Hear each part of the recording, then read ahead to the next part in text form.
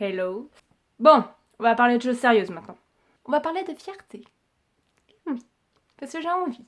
J'ai remarqué, encore plus récemment, que j'ai peur de l'échec et que je me mets la barre extrêmement haute. Qui fait que quand je l'atteins, je suis pas contente parce que je me dis j'aurais pu aller encore plus haut.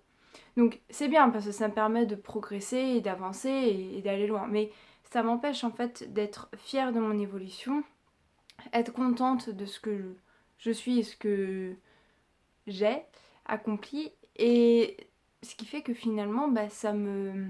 Comment dire, je m'auto-limite après parce que j'ai peur de l'échec, donc finalement ça m'empêche d'atteindre cet objectif que je me fixe toute seule. Hein. Il n'y a personne qui me met la pression derrière. Je suis assez douée pour le faire moi-même. Bref, tout ça pour dire que la fierté de soi, je pense que c'est hyper important.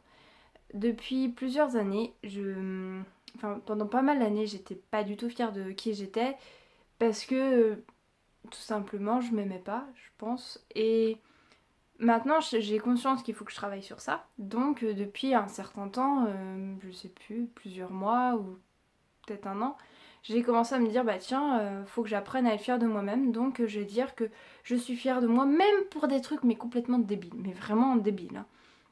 Donc quand je regardais en arrière, je me disais ah bah je suis fière de qui je suis à présent et tout le chemin que j'ai parcouru. Alors au début c'est vrai qu'on ne le pense pas, mais se dire par exemple oh je suis fière de moi, j'ai mangé une pomme ou oh je suis fière de moi, je suis arrivée à l'heure en cours ou oh je suis fière de moi parce que je sais pas, j'ai réussi à faire quelque chose qui pour moi était difficile parce que je maîtrise pas assez bien. Par exemple, à mon travail, je dois réaliser des compos. Donc c'est une sorte de boîte, enfin vous voyez les paniers cadeaux où il y a plein de trucs à l'intérieur et tout. Et nous, on doit justement faire la présentation de la compo. Donc mettre les articles dedans, bien présenter, ça va encore, c'est pas le plus dur. Mais des fois, ce qui est le plus dur quand on n'a pas la technique, c'est de fermer la compo.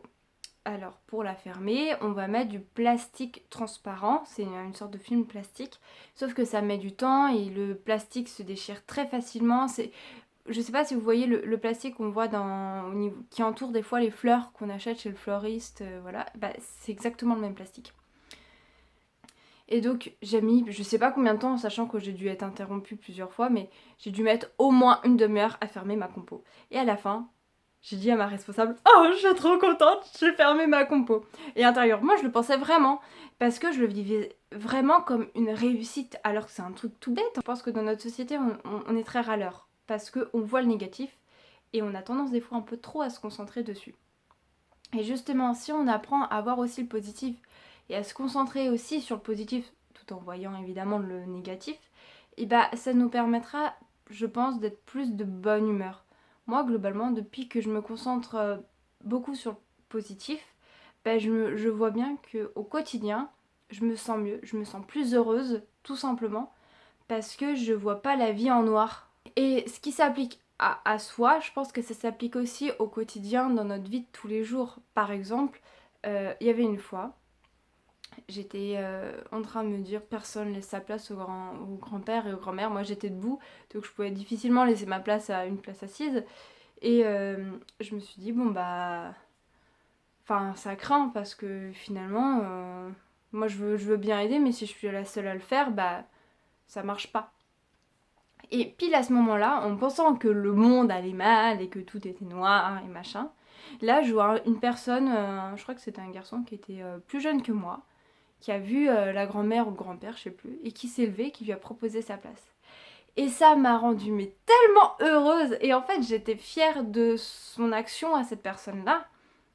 J'étais fière de finalement de voir que le qu'on peut tous, on a tous en fait des actions positives tous les jours et que des fois on s'en rend même plus compte et quand on râle beaucoup mais on voit le négatif comme je vous disais mais à côté de ça il y a plein de choses positives qui se passent sous nos yeux mais on n'est même pas fichu de le voir et ça craint parce que après quand il y a des choses positives qui se passent en nous par nos actions et par nos petites ou grandes réussites et on n'est pas capable de le voir parce qu'on s'attend toujours à quelque chose d'extraordinaire. Il faut que nous soyons.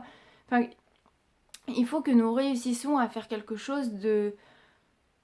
Ouais, d'extraordinaire pour être fier de soi et je trouve que c'est pas normal, on devrait tous être fiers de soi même pour des petites actions. Et une amie à qui je lui avais pas dit que parfois j'essayais de me féliciter même pour pas grand chose, elle m'avait expliqué qu'elle était allée voir quelqu'un qui lui avait conseillé justement d'écrire dans un carnet les choses sur lesquelles elle était fière.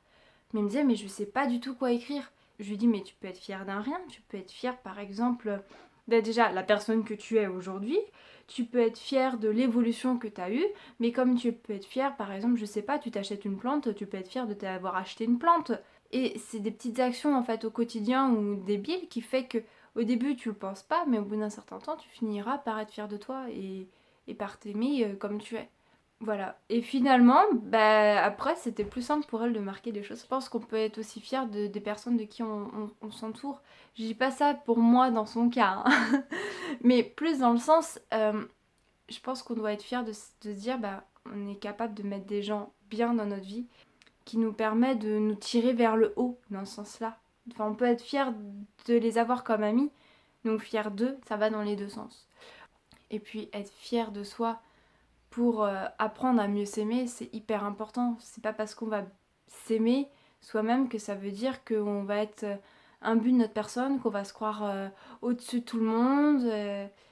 Pas du tout. On peut être fier de soi et s'aimer tout en restant très humble. Donc voilà, dans l'espoir que ça a pu vous aider. Moi, je vais continuer à travailler là-dessus.